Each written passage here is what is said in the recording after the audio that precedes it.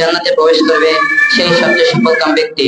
কেননা দুনিয়ার জীবন ক্ষণিকের এবং প্রতারণার সম্পদ ব্যতীত কিছুই নয়।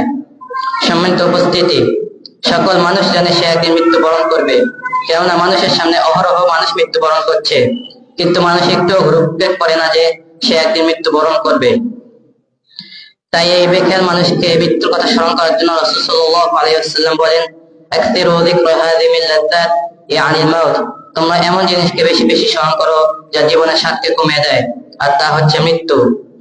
এই হাদিস দ্বারা বোঝা যায় যে রাসূল সাল্লাল্লাহু আলাইহি ওয়াসাল্লাম আমাদেরকে বলেছেন মানুষের সর্বাধিক স্মরণ করার বিষয় হচ্ছে মৃত্যু। তাই আমাদেরকে বেশি বেশি মৃত্যুকে স্মরণ করতে হবে, কেননা মৃত্যুই মানুষের জীবনে আশা আকাঙ্ক্ষার সমাপ্তি ঘটায়।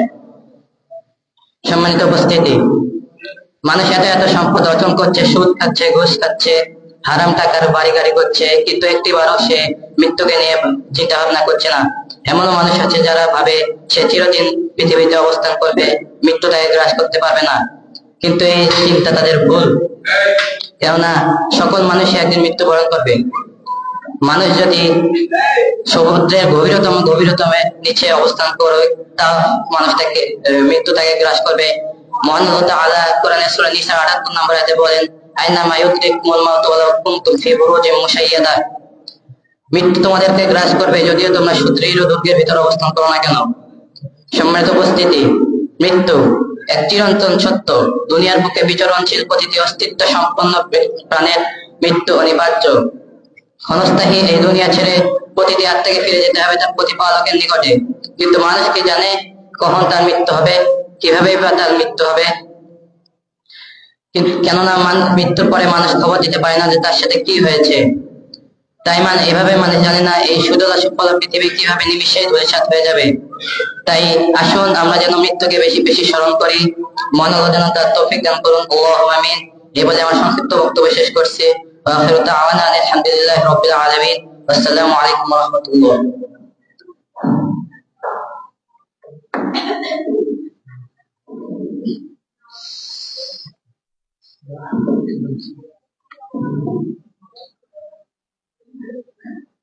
মাশাআল্লাহ, অতীব সংক্ষিপ্ত আকারে আলোচনা করার জন্য ফারদিনকে। এই পর্যায়ে আপনাদের সামনে মূল্যবান আলোচনা পেশ করবেন মোহাম্মদ বেলাল হোসেন, প্রিন্সিপাল দারুদ্দিন সালাফিয়া মাদ্রাসা, কুটিরডাঙ্গা, বদরগঞ্জ, রংপুর। এই পর্যায়ে আপনাদের সামনে আলোচনা করবেন মোহাম্মদ বেলাল হোসেন।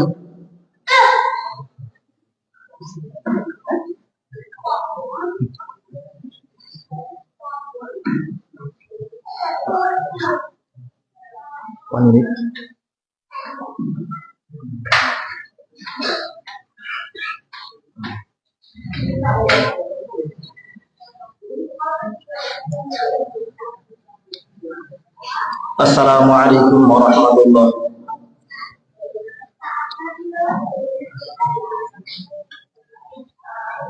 ইন্নাল হামদালিল্লাহি ওয়াহদা ওয়াস সালাতু ওয়াস সালামু আলা রাসূলিল্লাহ ওয়া আলা আলিহি ওয়া সাহবিহি আজমাইন ওয়া মান তাবি'আহুম বিইহসানিন ইলা ইয়াউমিদ্দিন, আম্মা বা'দ। আউযু বিল্লাহি মিনাশ শাইতানির রাজীম। বিসমিল্লাহির রাহমানির রাহিম। قل يا عبادي الذين أسرفوا على أنفسهم لا تقنطوا من رحمة الله إن الله يغفر الذنوب جميعا إنه هو الغفور الرحيم। আলহামদুলিল্লাহ, প্রশংসা আল্লাহ সুবহানাহু ওয়া তাআলার জন্য, যার অশেষ মেহেরবানিতে আল্লাহ সুবহানাহু ওয়া তাআলা আমাদেরকে রমজান মাসে ইফতার আসর সালাতের পরে ইফতারের পূর্ব মুহূর্তে পবিত্র কোরআন এবং সহিহ হাদিসের আলোকে গুরুত্বপূর্ণ নসিহত শোনার তৌফিক দিয়েছেন। আল্লাহর দরবারে শুকরিয়া আদায় করছি, আলহামদুলিল্লাহ। দরুদ ও সালাম বর্ষিত হোক শেষ নবী মুহাম্মদ সাল্লাল্লাহু আলাইহি ওয়াসাল্লামের উপর। আল্লাহুম্মা সাল্লি আলাইহি আল্লাহুম্মা বারিক আলাইহি। সম্মানিত উপস্থিতি, আমি আপনাদেরকে একটু কষ্ট দিব, দয়া করে কষ্টগুলো স্বীকার করে নেবেন। আপনারা এলোমেলো হয়ে আছেন, এলোমেলো না হয় এক জায়গায় আমি আসার আহ্বান করছি। আপনারা সবাই একটু এক জায়গায় আসেন, ফাঁকা জায়গাগুলো বন্ধ করে দেন।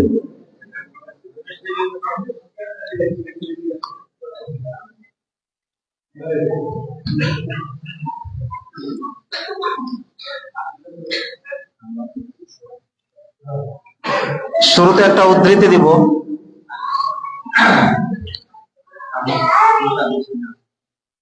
ইমাম শাফি রাহিমাহুল্লাহ তিনি বলেছেন, আল ইলমু সালাসাতু আসবাব, ইলমকে তিন ভাগে ভাগ করা হয়েছে। ইলমের তিনটা স্তর রয়েছে। ফামান আদরাকাল শাবরাল আউয়াল তাকাব্বার, যে ব্যক্তি প্রথম ইলমে বা ইলমের প্রথম স্তরে যে ব্যক্তি প্রবেশ করে বা প্রথম স্তরকে পেয়ে যায় সে অহংকারী হয়।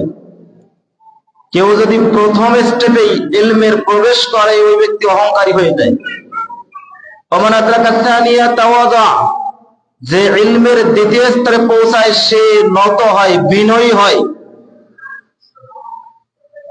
ওমান আদরাকা সালিসা আলিমা আন্নাহু লা ইয়ালাম, যে ব্যক্তি তৃতীয় স্তরে পৌঁছায়, ইলমের তৃতীয় স্তরে যে ব্যক্তি পৌঁছায় সে এমন কিছু জানে বা সে কে আলিমা আন্নাহু লা ইয়ালাম, যে সে আর পূর্বে জানছিল না যে এত কিছু জানবে। তাহলে ইলম এর তিনটা স্তর আছে, আমাদেরকে খেয়াল করতে হবে। আমাদের দেশে যারা ইলম পিপাসু বা ইলমের পথে হাঁটছেন অনেকেই অহংকার করেন। যদি অহংকার করে থাকে কেউ, ইমাম শাফি রাহিমাহুল্লাহর ভাষায় এরা কেবল ইলমের প্রথম স্তরে আছেন। কেউ যদি বিনয়ী হয়, নত হয়, তাহলে সে দ্বিতীয় স্তরে আছেন। আর তৃতীয় স্তরে গেলে সে এমন কিছু জানে যা সে আর আগে জানতো না। সম্মানিত উপস্থিতি, আমি আপনাদেরকে সামনে একটা তেলাওয়াত করেছি, কোরআনের সূরা জুমার থেকে একটা আয়াত তেলাওয়াত করেছি, 13 নম্বর আয়াত। এই আয়াতটা সম্পর্কে কিছু নসিহা করে বা আয়াতের ব্যাখ্যা করে আমি আমার আলোচনা শেষ করবো ইনশাআল্লাহ। রব্বি ইশরাহ লি সাদরি ওয়া ইয়াসসির লি আমরি ওয়াহলুল উকদাতাম মিন লিসানি ইয়াফকাহু কওলি। রমজান মাস, আয়াতটা বলার আগে রমজান মাস সম্পর্কে বলি। রাসূল সাল্লাল্লাহু আলাইহি ওয়াসাল্লাম বলেছেন, যে কোনো ব্যক্তি রমজান মাস পেয়ে গেল অথচ সে ক্ষমা নিতে পারলো না, ওই ব্যক্তির জন্য ধ্বংস। রাসূল সাল্লাল্লাহু আলাইহি ওয়াসাল্লামকে বলা হয়েছিল, বলেন আপনি আমিন। তখন রাসূল সাল্লাল্লাহু আলাইহি ওয়াসাল্লাম বলছিলেন আমিন, মানে আল্লাহ তুমি কবুল করে নাও।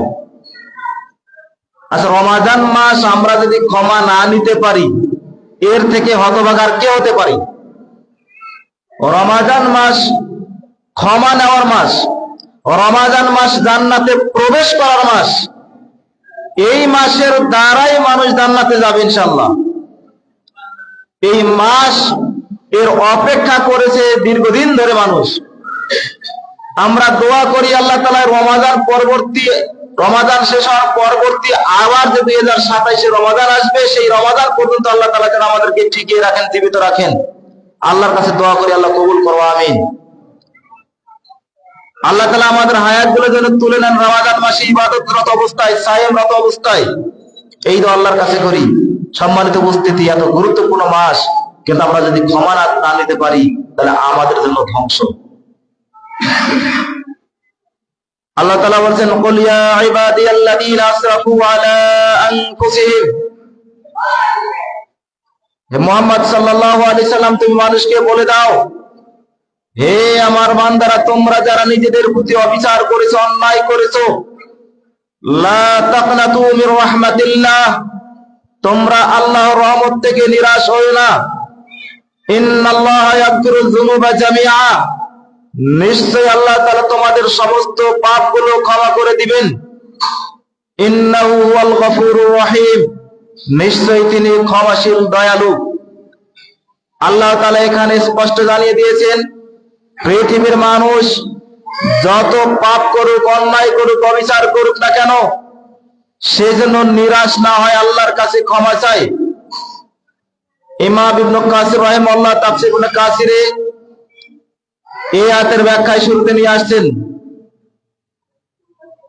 ইন্নাল্লাহা ইয়াগফিরুয যুনুবা জামিআ, নিশ্চয়ই আল্লাহ তাআলা সমস্ত মানুষকে ক্ষমা করে দিবেন। এক, লিমান তাবা মিনহা, যে ব্যক্তি ওই পাপ করার পরে পাপ থেকে তওবা করে নেয়। দুই, ওয়ারাজা আনহা, ওই পাপ থেকে ফিরে আসে। এক নম্বরে বলছে লিমান তাবা মিনহা, যে ব্যক্তি ওই পাপ থেকে তওবা করে নেয়, এরপরে ওই পাপ থেকে 2 নম্বরে ফিরে আসে, আল্লাহ তাআলা ওই ব্যক্তিকে ক্ষমা করে দিবেন, তার অবস্থা যাই হোক না কেন।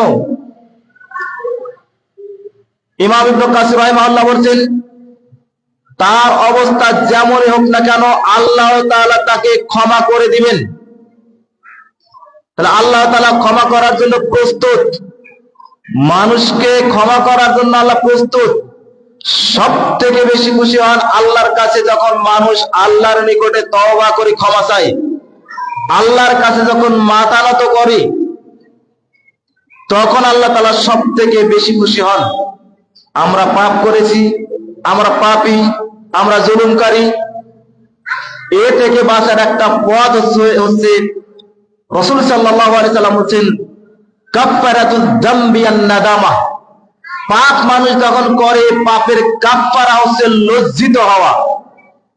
আপনি পাপ করেছেন, আমি পাপ করেছি, এখন আমি আল্লাহর সামনে দাঁড়াবো, লজ্জিত হব। আল্লাহর সামনে আমি কিভাবে দাঁড়াবো? আল্লাহ আমাকে এখন ধরবেন, আল্লাহর কাছে আমি কিভাবে দাঁড়িয়ে থাকবো? হায় আফসোস, আমি কি করে আল্লাহকে কি জবাব দেব? আল্লাহ যদি আমাকে এখন ধরে। এই যে লজ্জিত আপনি হচ্ছেন, লজ্জিত হয়ে পাপ থেকে বিরত থাকলেন, এর দ্বারা আল্লাহ তাআলা বেশি খুশি হন। সম্মানিত উপস্থিতি, মানুষ পাপ করবে স্বাভাবিক, পাপ করা স্বাভাবিক। কেননা রাসূল সাল্লাল্লাহু আলাইহি ওয়াসাল্লাম বলেছেন, পৃথিবীর মানুষ যদি পাপ না করত, তাহলে এই জাতিকে আল্লাহ তাআলা তুলে নিতেন, এরপরে এমন একটা জাতিকে আল্লাহ তাআলা পাঠিয়ে দিতেন যারা পাপ করত, এরপরে আল্লাহর কাছে ক্ষমা চাইত। তাহলে আল্লাহর কাছে ক্ষমা চাইলে আল্লাহ তাআলা বেশি খুশি হন।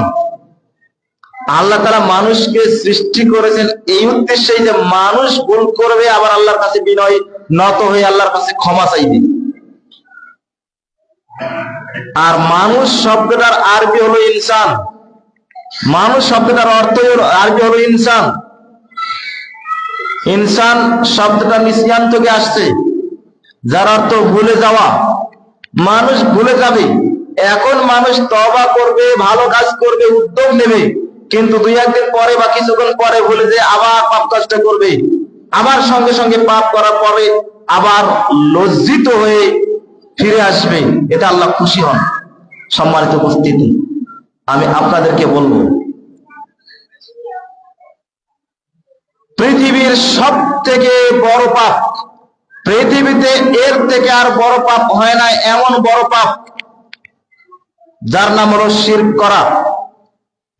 পৃথিবীর মানুষ যদি পাপ করতে করতে করতে করতে আসমান পর্যন্ত পৌঁছায়, সবগুলো পাপ যদি শিরকের পাপ হয়, এমন যদি পাপী হয়, ওই পাপীকেও আল্লাহ তাআলা ক্ষমা করে দিবেন যখন সে তওবা করবে। তওবা করলেই আল্লাহ তাআলা ক্ষমা করে দিবেন। সূরা মাইদা খোলেন, আল্লাহ তাআলা বর্ণনা করেছেন যারা ঈসা আলাইহিস সালামকে রব মেনেছে, যারা মারিয়াম আলাইহিস সালামকে আল্লাহর স্ত্রী হিসেবে ঘোষণা করেন, যারা আল্লাহর সন্তান আছে বলে ঘোষণা করেন, এই ধরনের ব্যক্তিদেরকে এই সমস্ত ব্যক্তিদেরকে উল্লেখ করতে করতে বলতেছেন আল্লাহ তাআলা, আফালা ইয়াতুবুনা ইলাল্লাহ, তাদের হয়েছেটা কি? আশ্চর্য ধরনের কথা, হয়েছেটা কি? এরা এখনো তওবা করে না কেন? আল্লাহর কাছে এখনো বিনয়ী হয় না কেন? পৃথিবীর সবথেকে বড় পাপ শিরক করা। পৃথিবীর কোন মানুষ যদি শিরক করে মারা যায় তাহলে সে জান্নাত পাবে না, তার জন্য সে জান্নাত হারাম, সে চিরস্থায়ী জাহান্নামী হবে। এই ব্যক্তিও যদি তওবা করে আল্লাহর কাছে খাঁটি দিলে তওবা করে মারা যায়, আল্লাহ তাআলা এই ব্যক্তিকেও ক্ষমা করে জান্নাতে দিয়ে দিবেন ইনশাআল্লাহ। পৃথিবীর একটা পাপ রয়েছে নিফাক, মুনাফিকতা। মুনাফিক যদি কেউ করে, মুনাফিকদের উপর আল্লাহ তাআলা বলেছেন ইন্নাল মুনাফিকানা ফি দারকিল আসফালি মিনান নার, নিশ্চয়ই মুনাফিকদের স্থান জাহান্নামের একদম সর্বনিম্ন স্তরে। জাহান্নামের গভীরতা সম্পর্কে বলার সময় নেই, আমি বলছি জাহান্নামের গভীরতা অনেক অনেক অনেক বেশি। সব থেকে নিম্ন স্তরে থাকবে যারা মুনাফিক ধরনের মানুষ, তারা থাকবে। এই মুনাফিকদের ব্যাপারে আল্লাহ তাআলা বলছেন যে এরাও যদি আল্লাহর কাছে ক্ষমা চায়, তওবা করে, এদেরকে আল্লাহ তাআলা ক্ষমা করে দিবেন। তারপরে একই সঙ্গে যেখানে পাপের কথা উল্লেখ করা হয়েছে, অন্যায়ের কথা বলা হয়েছে, সেখানে আল্লাহ তাআলা তওবার ঘোষণা দিয়েছেন। মানুষ যদি তওবা করে আল্লাহর কাছে ক্ষমা চায়, আল্লাহ তাআলা ক্ষমা করে দিবেন ইনশাআল্লাহ।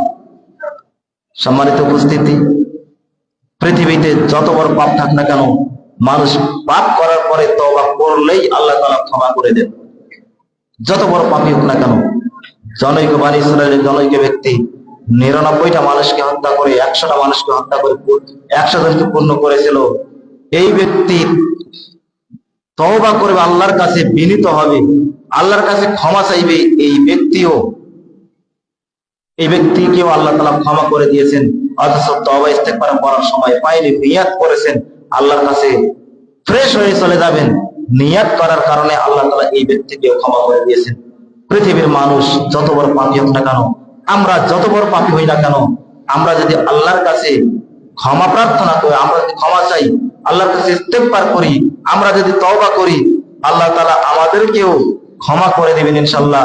আল্লাহ তাআলা আমাদেরকেও জান্নাত দিবেন ইনশাআল্লাহ। তাই আসুন রমাদানের এই সুবর্ণ সুযোগকে কাজে লাগিয়ে আমরা এই রমাদানে পাপ মুক্ত হয়ে আল্লাহর ইবাদতে রত হই। আল্লাহ তুমি আমাদের সকলকে কবুল ও মঞ্জুর করে নাও, আমিন। আল্লাহ আমাদের সিয়ামগুলোকে কবুল ও মঞ্জুর করে নাও, আমিন। ربنا تقبل منا انك انت السميع العليم وتب علينا انك انت التواب الرحيم واخر دعوانا ان الحمد لله رب العالمين السلام عليكم ورحمه الله.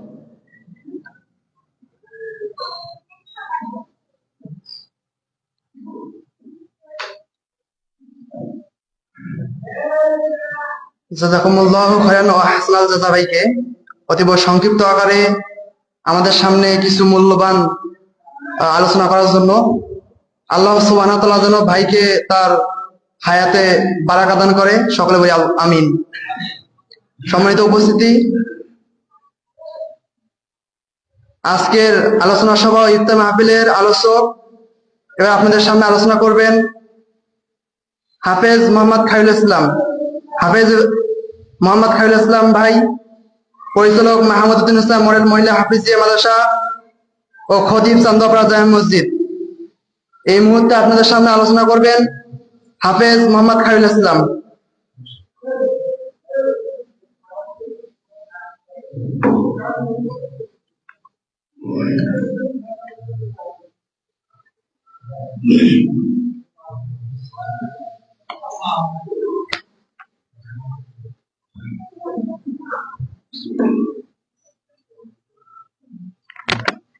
আসসালামু আলাইকুম ওয়া রাহমাতুল্লাহি ওয়া বারাকাতুহু। আলহামদুলিল্লাহি ওয়াহদা ওয়াসসালাতু ওয়াসসালামু আলা মান লা নাবিয়্যা বা'দা ওয়া আলা আলিহি ওয়া সাহবিহি আজমাইন ওয়া মান তাবি'আহুম বিইহসানিন ইলা ইয়াউমিদ্দিন, আম্মা বা'দ। আউযু বিল্লাহি মিনাশ শাইতানির রাজীম। বিসমিল্লাহির রাহমানির রাহিম। يا أيها الذين آمنوا كتب عليكم الصيام كما كتب على الذين من قبلكم لعلكم تتقون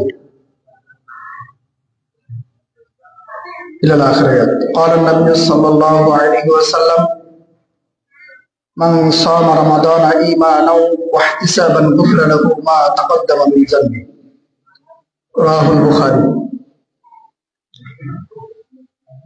যাবতীয় প্রশংসা সেই মহান রব্বুল আলামিনের দরবারে, যার ঐকান্তিক মেহেরবানিতে আজকের এই রমজান মাস কেন্দ্রিক ইফতার মাহফিল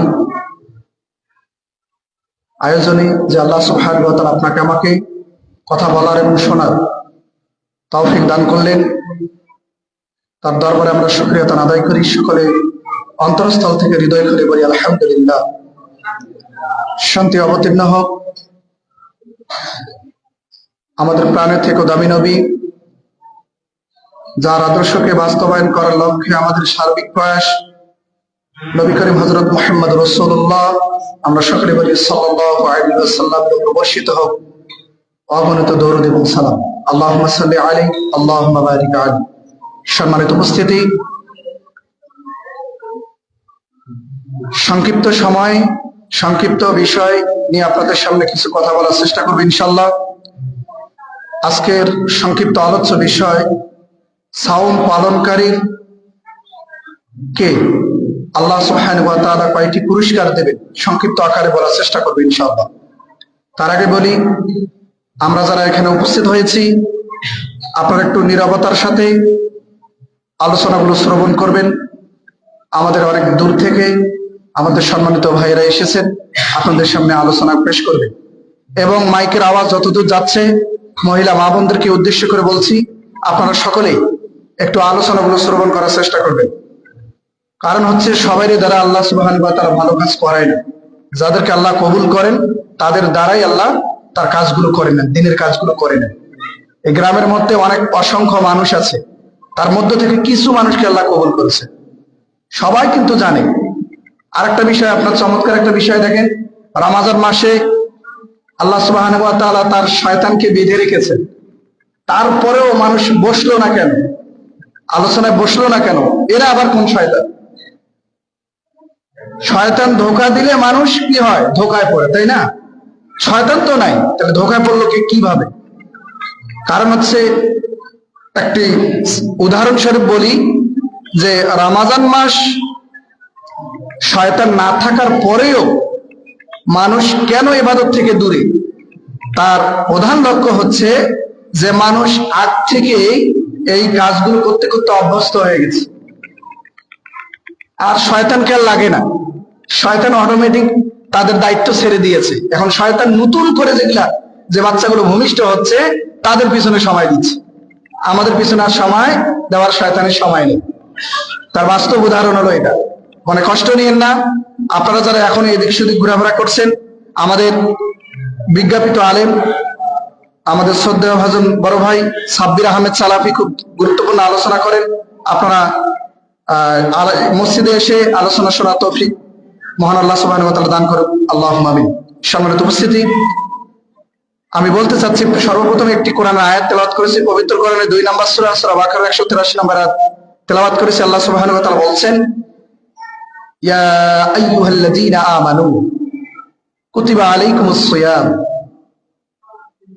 হে ঈমানদারগণ, তোমাদের উপরে সিয়ামকে ফরজ করা হয়েছে, কামা কুতিবা আলাল্লাযীনা মিন ক্বাবলিকুম, যেমনটি ভাবে তোমাদের পূর্ববর্তী যারা ছিল তাদের উপরেই ফরজ করা হয়েছিল। কেন ফরজ করা হয়েছিল? কারণ হচ্ছে লাআল্লাকুম তাত্তাকুন, যাতে তোমরা আল্লাহ ভীরুতা অর্জন করতে পারো, তাকওয়াশীল হতে পারো। আল্লাহ চাচ্ছে আমাদেরকে জান্নাত দিবেন, আল্লাহ চাচ্ছেন আমাদেরকে আল্লাহর প্রিয় বান্দা করবেন, কিন্তু আমরা পিছুটান হচ্ছি। যে বিষয়গুলো আমাদের শ্রদ্ধাভাজন বেলাল হোসেন ভাই অনেক বিষয়গুলো টান দিয়েছেন। আল্লাহ চাচ্ছেন আমাদেরকে আপন করে নিতে। আল্লাহর, গ্রামের ভাষায় বলছে, আল্লাহর কিসের ঠেকা বলেন তো? সকাল থেকে সন্ধ্যা পর্যন্ত আমাদেরকে না খেলে রাখার আল্লাহর কি কোনো উপকার আছে? নাই। তারপরও কেন রাখতেছেন? কারণ হচ্ছে আমরা একটা চলমান গাড়ি, 11টি মাস আমরা আল্লাহ থেকে অনেক দূরে চলে যাই। আল্লাহ সুবহানাহু ওয়া তাআলা 1 মাস ট্রেনিং এর মাধ্যমে আবার তার প্রিয় বান্দাগুলোকে তার প্রিয় করে নেওয়ার জন্য এই রমজান মাসটাকে একটা শিক্ষণীয় মাস হিসেবে আমাদেরকে দিয়ে দিয়েছেন। বলেন সুবহানাল্লাহ। শুধু তাই নয়, নবী করিম সাল্লাল্লাহু আলাইহি সাল্লাম বলছেন, এই রমজান মাসটা হলো ইবাদতের একটা মৌসুম। ইবাদতের মৌসুম বলতে আপনারা ভালো বুঝবেন, আবাদের একটা মৌসুম আছে, আমের একটা মৌসুম আছে। সব যদি বুঝতে পারেন তাহলে ইবাদতের মৌসুম হলো রমজান মাস। রমজান মাস শুধু স্রেফ ইবাদতের জন্য। কিন্তু আমরা রমজান মাস পাওয়ার পরেও কি করতেছি না, এই সময়টাকে আমরা কাজে লাগাচ্ছি। এরা হতভাগা। রাসূলুল্লাহ সাল্লাল্লাহু আলাইহি ওয়াসাল্লাম বলছেন যে তাদের নাক ধুলায় মলিন হোক, যারা রমজান মাস পাওয়ার পরেও তাদের নিজের গুনাহগুলোকে আল্লাহর কাছ থেকে মাফ করে নিতে পারলো না। সম্মানিত উপস্থিতি, তাই রমজান মাস আমাদের প্রস্তুতির মাস। এই মাসটাকে আমাদেরকে প্রস্তুতি নিতে হবে। কিভাবে তাহাজ্জুদে সালাত আদায় করব, কিভাবে ধৈর্যশীল হব, রমজান মাস আমাদেরকে এগুলো শিক্ষা দেয়।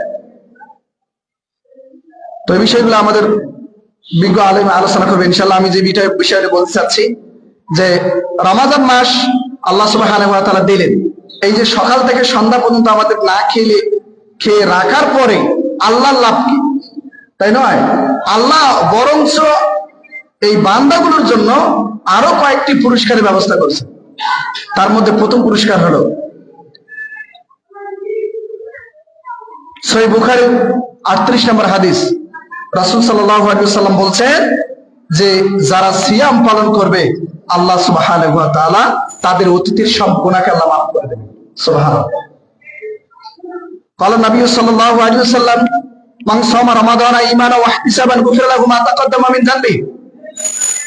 হাদিসের পরিভাষায় রাসূল সাল্লাল্লাহু আলাইহি ওয়াসাল্লাম বলছেন যে কেউ যদি ঈমানের সহিত সওয়াবের আশায় রমজান মাসের সিয়ামকে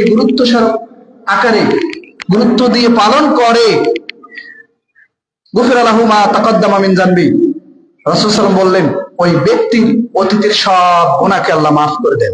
সুবহানাল্লাহ। অবশ্যই আমাদেরকে এই সিয়ামকে গুরুত্ব দিতে হবে। যারা এখনো গুরুত্বহীন ভাবে সিয়ামকে, রমজান মাসকে উপেক্ষা করে চলছে, তাদের জন্য একটি মেসেজ হলো আপনারা এখনো তওবা করে ফিরে আসুন। কারণ রমজান মাসের আজকে প্রায় 8টি সিয়াম যাচ্ছে। 8টি সিয়ামের মধ্যে কতগুলো মানুষ পৃথিবীতে চলে গেছে। আপনি এখনো বেঁচে আছেন, শিমিলিয়াপাড়া জামি মসজিদের মাইকে আপনার নাম এখনো এলাও হয় নাই। অতএব এখনো সময় আছে এই কাজগুলো, এই ইবাদতগুলো আল্লাহর পক্ষ থেকে যে দেয়া ফরজ হুকুম, এটা পালন করার চেষ্টা করে। 2 নম্বর পুরস্কার হলো রাসূলুল্লাহ সাল্লাল্লাহু আলাইহি ওয়াসাল্লাম বলছেন যে ব্যক্তি সিয়াম পালন করবে, সিয়াম অবস্থায় কোন ব্যক্তি যদি মৃত্যুবরণ করে, রাসূল সাল্লাল্লাহু আলাইহি ওয়াসাল্লাম বলছেন ওই ব্যক্তিটা আল্লাহর জান্নাতে চলে যাবে। সুবহানাল্লাহ। হাদিসটি মুসনাদে আহমদের মধ্যে এসেছে 23324 নম্বর হাদিস।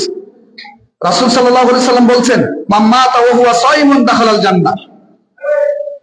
হাদিসের পরিভাষায় রাসূল সাল্লাল্লাহু আলাইহি ওয়াসাল্লাম বলছেন যে মান মাতা ওয়া হুয়া সাইমুন, কোন ব্যক্তি যদি তার এই দিনটাকে সিয়াম অবস্থায় রত করে, রাসূলুল্লাহ সাল্লাল্লাহু আলাইহি ওয়াসাল্লাম বলছেন ওই অবস্থায় যদি তার মৃত্যুবরণ হয়, তাহলে ওই ব্যক্তির সব যে পুরস্কার আল্লাহ সুবহানাহু ওয়া তাআলা দেবেন, তাকে তার পুরস্কার সর্বপ্রথম যেটা পুরস্কার সেটা হলো তাকে দাখালাল জান্নাহ, তাকে জান্নাতে প্রবেশ করাবে।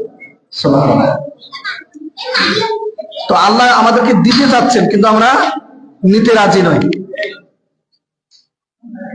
তারপরে 3 নম্বর পুরস্কার কথা আল্লাহ রাসূল সাল্লাল্লাহু আলাইহি ওয়াসাল্লাম বলছেন যে কেউ যদি সিয়াম পালন করে তার 3 নম্বর পুরস্কার হলো, রাসূলুল্লাহ সাল্লাল্লাহু আলাইহি ওয়াসাল্লাম বলছেন তার প্রতিদান, সিয়ামের প্রতিদান আল্লাহ তার বান্দাকে নিজ হাতে দেবেন। বলেন সুবহানাল্লাহ।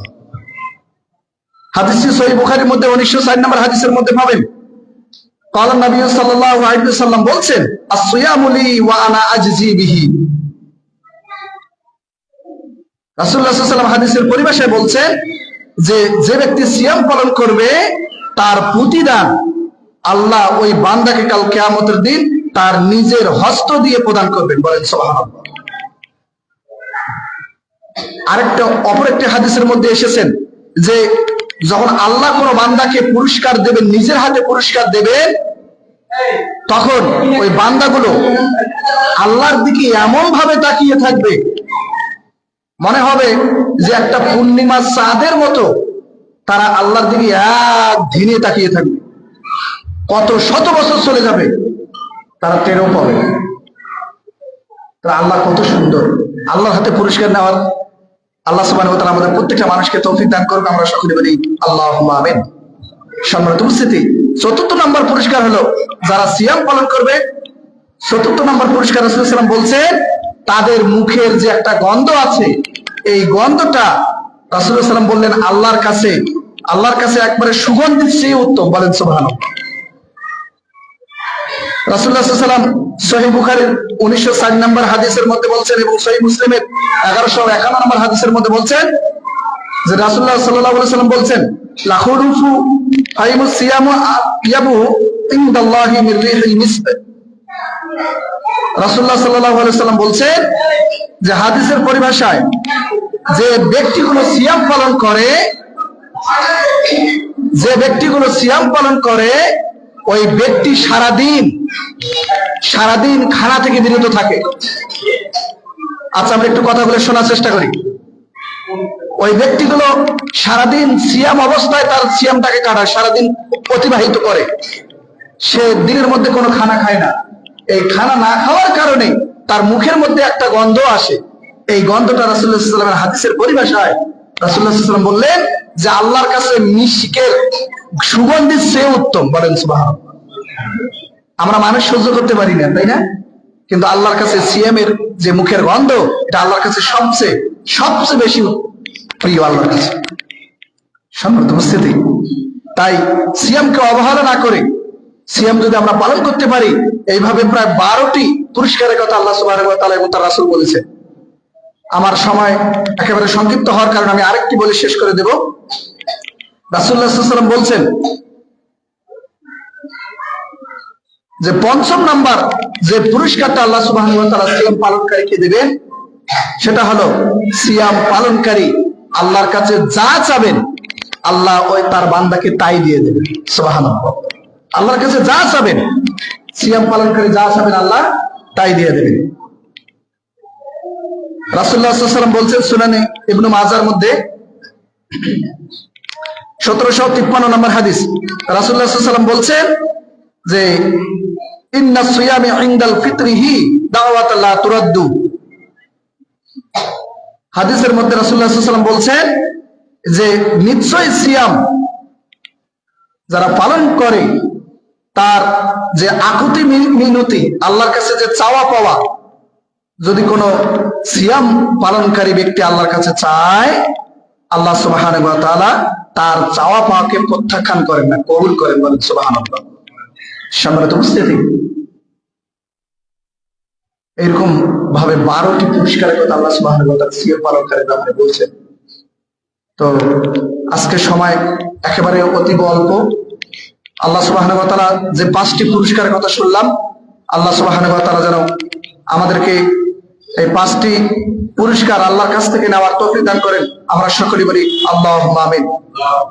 আল্লাহ সুবহানাহু ওয়া তাআলা যেন আজকের যারা আয়োজক, এই আয়োজককে আল্লাহ সুবহানাহু ওয়া তাআলা কবুল করেন। আমরা সকলে বলি আল্লাহুম্মা আমিন। এই আলোচনা থেকে এই শিমিলিয়াপাড়া গ্রামকে যেন আল্লাহ সুবহানাহু ওয়া তাআলা একটি আদর্শ গ্রাম হিসেবে কবুল করেন। আমরা সকলে বলি আল্লাহুম্মা আমিন। এই বলে আমি আমার সংক্ষিপ্ত আকারে আলোচনা শেষ করছি। ওয়া আখিরু দাওয়ানা আলহামদুলিল্লাহি রাব্বিল আলামিন। আসসালামু আলাইকুম ওয়া রাহমাতুল্লাহি ওয়া বারাকাতুহু।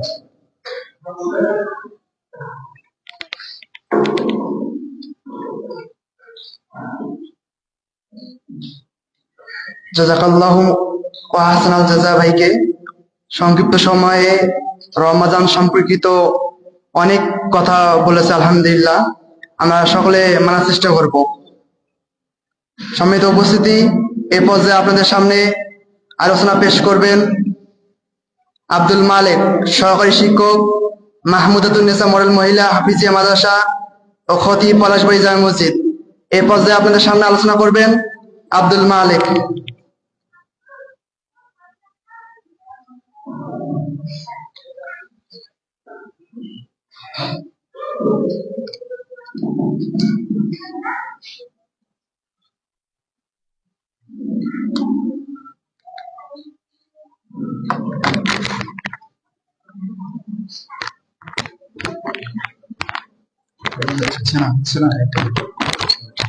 ঠিক আছে।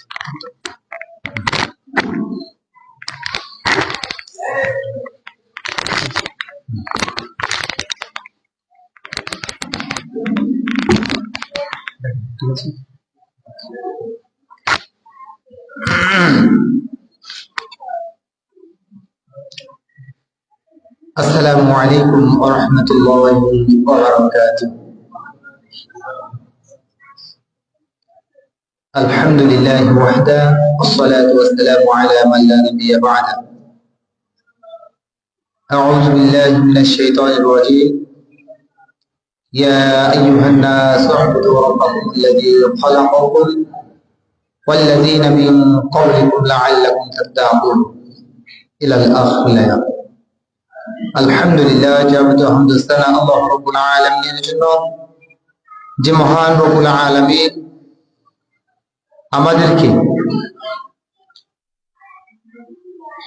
পবিত্র মাহে রমজানে শিমলিয়াপাড়া জামে মসজিদে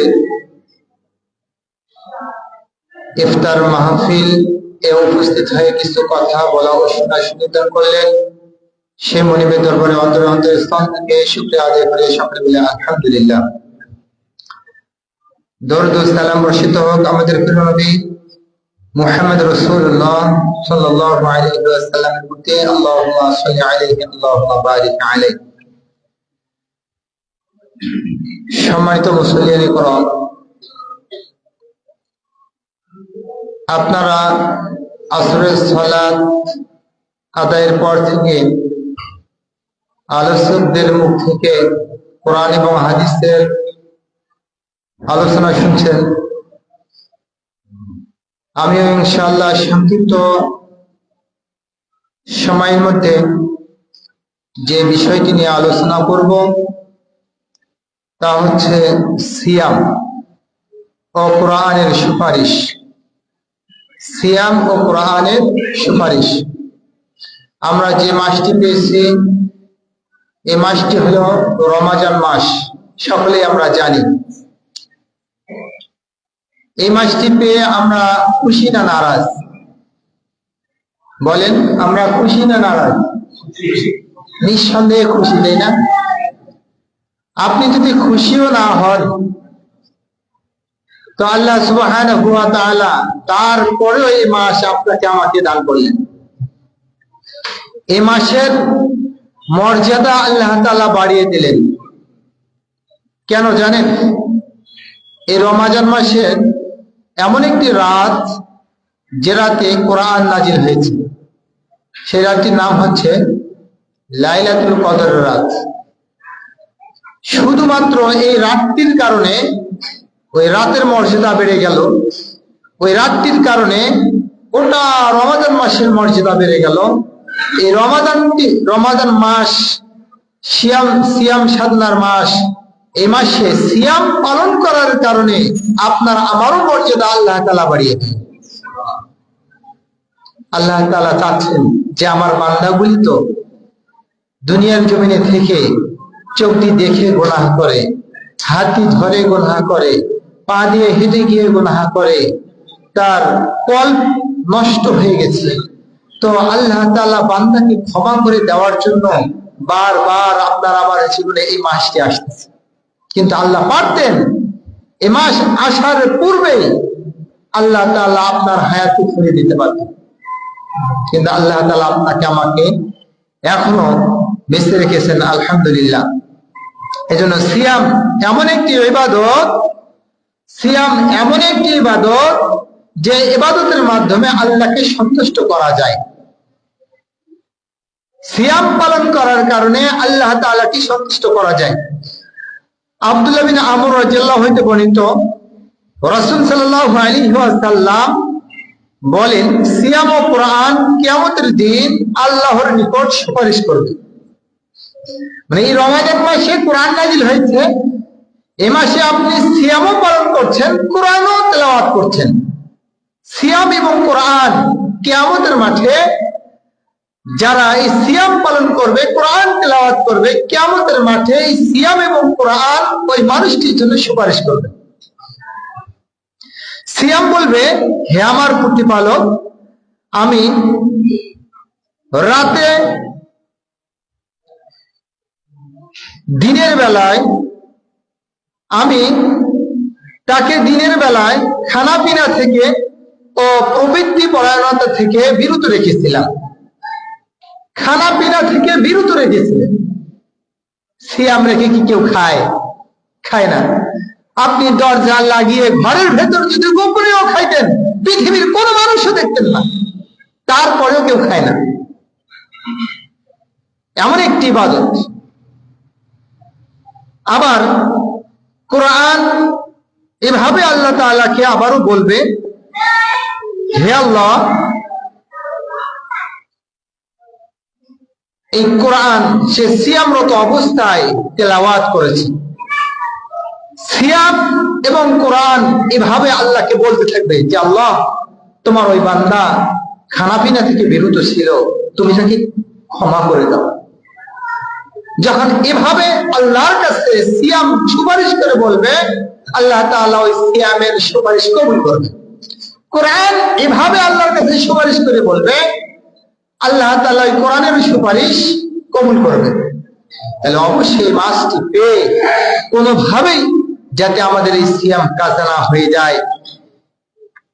যদিও বা সময় কম, এই স্বল্প সময়ের মধ্যে আমি আপনাদের কাছে যে মেসেজটি দেব, এই মেসেজটি পেয়ে অবশ্যই আপনারা আমল করার চেষ্টা করবেন। যে আল্লাহ সুবহানাহু ওয়া তাআলা যে রাতে কোরআন নাজিল করলেন, 27 রজনীতে, এ রাতে কোরআন নাজিল হওয়ার কারণে আপনার মর্যাদা, আমার মর্যাদা আল্লাহ বাড়িয়ে দিলেন। কোরআন কারীমের মধ্যে উল্লেখ করলেন, কুনতুম খায়রা উম্মাতিন উখরিজাত লিন-নাস, তোমরা সর্বশ্রেষ্ঠ উম্মত, তোমাদেরকে মানুষের কল্যাণের জন্য বাহির করা হয়েছে। তাহলে আপনার মর্যাদা এই কোরআন নাজিল হওয়ার কারণে আপনার আমার মর্যাদা আল্লাহ বাড়িয়ে দিয়েছে। এই জন্য এই রাতটি যখন আপনার আমার মাঝে এসে যাবে, এই রাতটি পেয়ে 5টি গুরুত্বপূর্ণ আমল, ওই রাতটির নাম হলো কি? লাইলাতুল কদরের রাত। এই রাতে ইবাদত করতে হবে। ইবাদত করার ব্যাপারে আল্লাহ তাআলা পবিত্র কোরআনুল কারীমে 2 নম্বর সূরা বাকারার 21 নম্বর আয়াতে আল্লাহ তাআলা বলছেন, সারা পৃথিবীর মানুষকে বলছেন, ইয়া আইয়ুহান নাস উবুদু রাব্বাকুমুল্লাযী খালাকাকুম ওয়াল্লাযীনা মিন ক্বাবলিকুম লাআল্লাকুম তাত্তাকুন। হে পৃথিবীর মানুষ সকল, তোমরা তোমাদের সেই রবের ইবাদত করো যিনি তোমাদেরকেও তোমাদের পূর্ববর্তীদেরকে সৃষ্টি করেছেন। লাআল্লাকুম তাত্তাকুন, যাতে তোমরা আল্লাহ ভীরুতা অর্জন করতে পারো, তাকওয়াশীল হতে পারো। তাহলে তাকওয়াশীল হতে গেলে আপনাকে সিয়াম পালন করতে হবে। তাকওয়াশীল হতে গেলে আপনাকে সালাত আদায় করতে হবে। তাকওয়াশীল হতে গেলে আপনাকে জিকির আজকারে ইবাদতে বেশি বেশি করতে হবে। যা বলছিলাম, যে রাতে কোরআন নাজিল হয়েছে, এ রাতের মর্যাদা বেশি। ওই রাতটি নিঃসন্দেহে রমাজান মাসেই রয়েছে, তা হচ্ছে লাইলাতুল কদরের রাত, 27 রজনী। 27 রজনী কোন দিনে তালাশ করব? রমাজান মাসে 21, 23, 25, 27, 29 এই 5টি রজনীতে আপনি লাইলাতুল কদর তালাশ করবেন। তালাশ করার পাশাপাশি যে আমলের কথা বলবো, এই আমলগুলি করার প্রাণপণে চেষ্টা করবেন, যা আপনার ওই আমল হয়তোবা ওই রাতগুলিতে যদি মিলিয়ে যায়, তাহলে আপনি কামিয়াবি হয়ে যাবেন। লাইলাতুল কদরের 5টি রজনীতে 5টি গুরুত্বপূর্ণ আমল যেন আমরা কিছুতেই কোনোভাবেই ভুলে না যাই। 1 নম্বর হচ্ছে, যে রাতে কোরআন নাজিল হয়েছে, রাতে কোরআনকে তেলাওয়াত করবেন, কোরআন তেলাওয়াত করবেন। 2 নম্বর হচ্ছে সালাত আদায় করা, ওই রাতে সালাত আদায় করা। এখন বড় সমস্যা হলো, কোরআন তেলাওয়াত করা তো খুবই সহজ, আর সালাত আদায়ের ব্যাপারে একটু কঠিন। সালাতটা আমরা কিভাবে আদায় করব? আল্লাহ রাসূলের সাহাবীরা আয়েশা রাদিয়াল্লাহুর কাছে জিজ্ঞাসা করলেন যে আল্লাহ রাসূলের রাতের সালাত কত রাকাত ছিল? আয়েশা রাদিয়াল্লাহু বললেন, আল্লাহ রাসূলের রাতের সালাত ছিল 11 রাকাত। আর আমরা লাইলাতুল কদর রাত্রিতে রাত জেগে যে সালাত আদায় করি, সওয়াবের আশায়, নেকির উদ্দেশ্যে, দুই রাকাত করে সালাত আদায় করতে করতে যদি প্রশ্ন করা হয়, ভাই কত রাকাত সালাত আদায় করি, হচ্ছে 50 রাকাত। আর আল্লাহ রাসূলের রাতের সালাত ছিল কত রাকাত? 11 রাকাত। আর আদায় করছে কত রাকাত? 50 রাকাত। তাহলে সুন্নাত বিরোধী আমল হচ্ছে। এজন্য বেশি সালাত আদায় করে নেকি অর্জনের উদ্দেশ্যে তো সালাত আদায় করেছেন, এটা কি খারাপ কাজ? এটা তো ভালোই কাজ। কিন্তু হ্যাঁ, ভালো হইলে আপনি খারাপ করে ফেলেছেন, কারণ আল্লাহ রাসূল করেন নাই, আপনি করছেন। সুন্নাত হলো আল্লাহ রাসূল যখন যেখানে যে আমল করেছেন সেই আমল করাই হচ্ছে সুন্নাত, আর যে আমল যেখানে তিনি করেন নাই সেটা ছেড়ে দেওয়াই হচ্ছে সুন্নাত। আল্লাহ রাসূল 11 রাকাত সালাত আদায় করছেন, আপনাকে 11 রাকাতেই করতে হবে। 2 রাকাত করে আপনি আদায় করেন, দীর্ঘক্ষণ ধরে তেলাওয়াত পড়ান, ভালো লাগছে না সালাত আদায় করতে, আপনি কোরআন তেলাওয়াত করেন, জিকির আজকার করেন, এভাবে সালাত আদায় করেন। এটা হলো 2 নাম্বার কথা। 3 নাম্বার হচ্ছে রাসূল সাল্লাল্লাহু আলাইহি ওয়াসাল্লামের প্রতি ওই রাতগুলিতে দরুদ পাঠ করবেন, দরুদ ইব্রাহিম। 4 নাম্বার হচ্ছে ওই রাতগুলিতে আপনি দান করবেন, গোটা রমাদান মাসে দান করবেন, কিন্তু লাইলাতুল কদরের রাতগুলিতে আপনি দান করবেন। দান এমন একটি ইবাদত যে দান করার বিনিময়ে কবরের শাস্তিকে মুছিয়ে দেয় আল্লাহ। দান করার বিনিময়ে আল্লাহ তাআলার রাগ কমিয়ে যায়। এই জন্য আমাদের দান করতে হবে। গোটা রমাদান মাসে তো দান করি আলহামদুলিল্লাহ, কিন্তু লাইলাতুল কদরের রাত্রিতে জেগে যে ইবাদত করছি, এই রাতে যদি আপনি দান করতে পারেন, হয়তোবা লাইলাতুল কদরের রাত আপনি পেয়ে গেছেন দানরত অবস্থায়। যতটুকু পারেন দান করবেন, আর এটা যদি আপনার তাকদীরে মিলিয়ে যায় তাহলে আপনি তো সফল। সম্মানিত মুসলিয়ানে کرام, তাই দান করতে হবে 4টি পদ্ধতিতে, দান করতে হবে 4টি পদ্ধতিতে। আল্লাহ তাআলা বলেছেন যে তোমরা দান করো রাতে, তোমরা দান করো দিনে, তোমরা দান করো গোপনে, তোমরা দান করো প্রকাশ্যে। তাহলে গোপনে, প্রকাশ্যে, রাতে, দিনে দান করতে হবে। আল্লাহ পাক যেন আমাদের প্রত্যেককে দান করার তৌফিক দান করুন, আল্লাহুম্মা আমিন। 5 নাম্বার যে আমলটি করব তা হচ্ছে যে লাইলাতুল কদরকে কেন্দ্র করে যে দোয়াটি আমল করব। আয়েশা রাদিয়াল্লাহু আনহা আল্লাহ রাসূল সাল্লাল্লাহু আলাইহি ওয়াসাল্লামকে জিজ্ঞাসা করলেন, আল্লাহ রাসূল, আমি যদি লাইলাতুল কদরের রাতটি পেয়ে যাই তাহলে আমি কোন দোয়াটি বেশি বেশি করে পাঠ করব, কোন আমলটি করব? আয়েশা রাদিয়াল্লাহু এই প্রশ্ন করলেন আল্লাহ রাসূলকে, আর আল্লাহ রাসূল সাল্লাল্লাহু আলাইহি ওয়াসাল্লাম উত্তর দিলেন যে যখন তুমি লাইলাতুল কদর পেয়ে যাবে তখন এই দোয়াটি আল্লাহ রাসূল সাল্লাল্লাহু আলাইহি ওয়াসাল্লাম শিক্ষা দিলেন যে তুমি যখন এই দোয়াটি পাঠ করবে, আল্লাহুম্মা ইন্নাকা আফুউন তুহিব্বুল আফওয়া ফা'ফু আন্নী, আল্লাহুম্মা ইন্নাকা আফুউন তুহিব্বুল আফওয়া ফা'ফু আন্নী। এই দোয়াটি পাঠ করার জন্য আল্লাহ রাসূল সাল্লাল্লাহু আলাইহি ওয়াসাল্লাম শিক্ষা দিলেন। এই দোয়ার অর্থ হচ্ছে, হে আল্লাহ, তুমি ক্ষমাশীল, তুমি ক্ষমা করতে ভালোবাসো, তুমি ক্ষমা করতে। আবার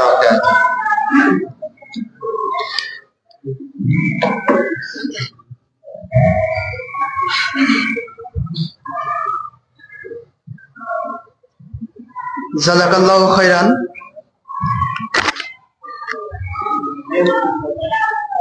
সংক্ষিপ্ত সময়ে পবিত্র কোরআন ও হাদিস থেকে এক তথ্যবহুল বিবরণের জন্য সম্মানিত উপস্থিতি, আপনারা কি চান যে এই আলোচনা সভা প্রতি বছরে হোক? ইনশাআল্লাহ।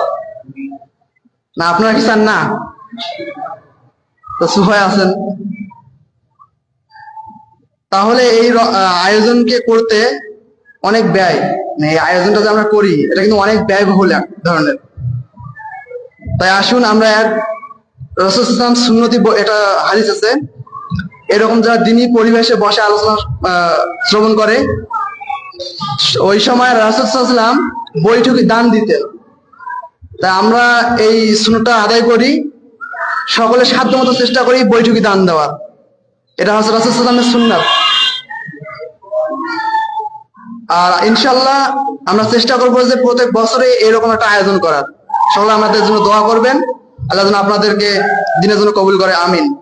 সম্মানিত উপস্থিতি, আজকে আলোচনা সভা ইফতার মাহফিলের এই পর্যায়ে আলোচনা পেশ করবেন সাব্বির আহমেদ সালাফি, শিক্ষক, দারুল হাদিস সালাফি মাদ্রাসা, বুড়িরডাঙ্গা, বদরগঞ্জ, রংপুর। এই পর্যায়ে আপনাদের সামনে পবিত্র কোরআন ও সহিহ হাদিস থেকে আলোচনা করবেন সাব্বির আহমেদ সালাফি, শিক্ষক, দারুল হাদিস সালাফি মাদ্রাসা, বুড়িরডাঙ্গা, বদরগঞ্জ, রংপুর। ভাইকে আলোচনা করার জন্য অনুরোধ করতেছি, বিনীতভাবে অনুরোধ করতেছি।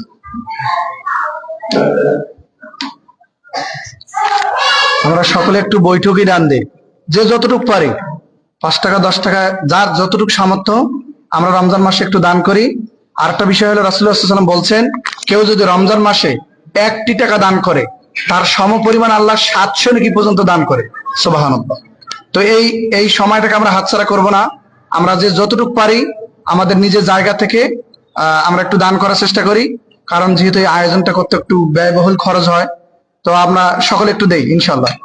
আমাদের শায়েখ আলোচনা করবেন, পাশাপাশি আপনারা যারা দিতে চান আপনারা দিয়ে দেবেন ইনশাআল্লাহ।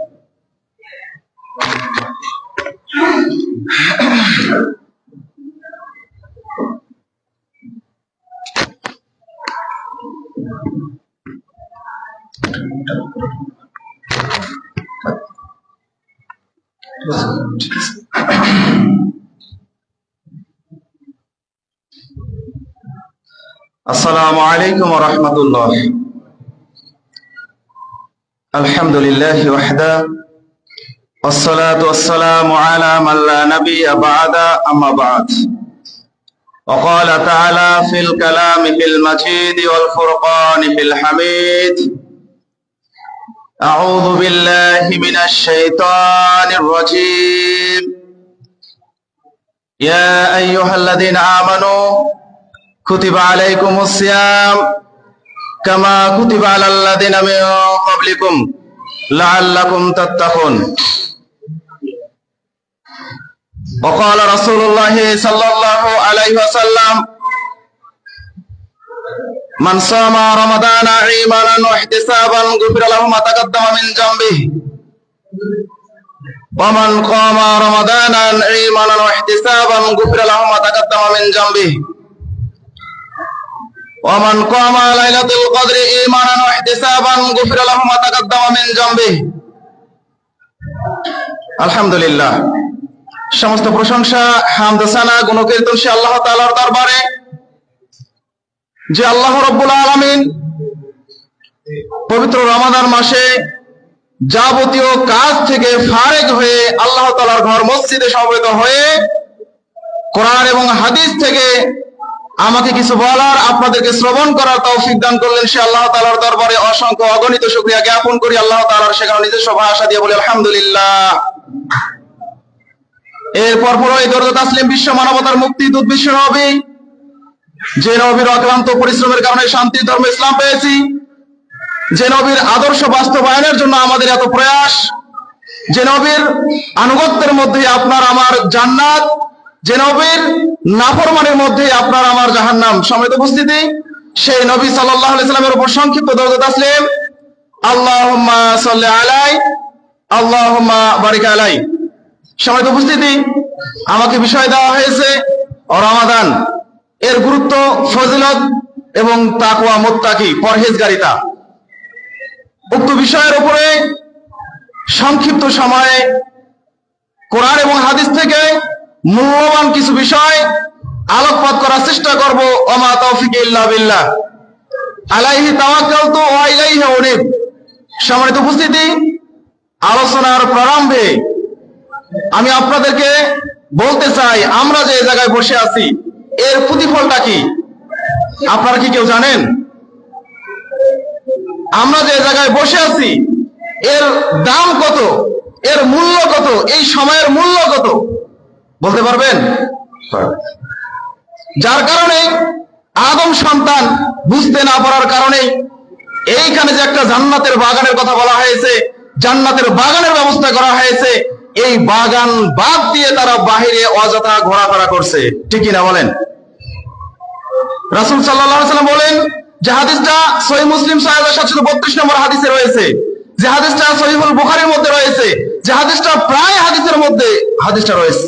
আল্লাহ রাসূল বলেন, ইন্না লিল্লাহি মালাইকাতুন, নিশ্চয় আল্লাহ রাব্বুল আলামিনের একদল অতিরিক্ত ফেরেশতা রয়েছে, নিশ্চয় আল্লাহ রাব্বুল আলামিনের একদল সেনাবাহিনী রয়েছে, নিশ্চয় আল্লাহ রাব্বুল আলামিনের একদল ভ্রাম্যমান ফেরেশতা রয়েছে, যারা তালাশ করে অনুসন্ধান করে জমিনে কোথায় কোরআন এবং হাদিসের আলোচনা হচ্ছে।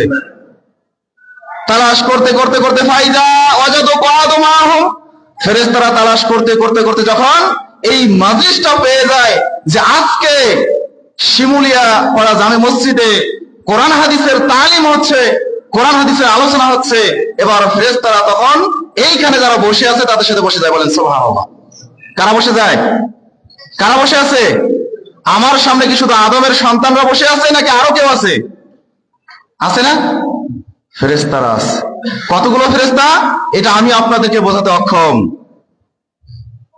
কেননা পরের অংশে বলা হচ্ছে ফেরেশতারা একজনের সাথে আরেকজন লেগে বসতে বসতে বসতে হাত্তা ইলা সামায়ের দুনিয়া, আসমান থেকে জমিন পর্যন্ত ফেরেশতার পরিপূর্ণ হয়ে যায়। বলেন সুবহানাল্লাহ। তাহলে কত ফেরেশতা আছে গণনা করতে পারবেন? হিসাব করতে পারবেন? যদিও আমার সামনে এই দোতলা মসজিদ, অসংখ্য মুসল্লি হওয়ার কথা, সেখানে গুটি কয়েক বান্দা, গুটি কয়েক মানুষ এখানে বসেছে, বাকি সবাই রাস্তায় ঘোরাফেরা করছে। এদের কি জান্নাতের প্রয়োজন নাই নাকি? জান্নাতের প্রয়োজন নাই? যদি থাকতো তাহলে অবশ্যই তারা সব ব্যস্ততা থেকে ফারেগ হয়ে সব কাজ পেছনে ফেলে রেখে এই মসজিদে উপস্থিত হতো কি হতো না? হতো। কিন্তু তাদের কর্ম দেখে মনে হচ্ছে, তাদের ব্যস্ততা দেখে মনে হচ্ছে যে তাদের জান্নাতের প্রয়োজন নেই। নাউজুবিল্লাহ। জান্নাতের প্রয়োজন আছে কিনা বলেন? যদি আমরা এখন বলি যে জান্নাতে কারা কারা যেতে চান, যদি জুমার খুতবায় বলি জান্নাতে কারা কারা যেতে চান, সবাই হাত তোলে, কেউ বাকি থাকে কি? কেউ? সবাই যেতে চায়, কিন্তু জান্নাতে আমল কেউ করতে চায় না।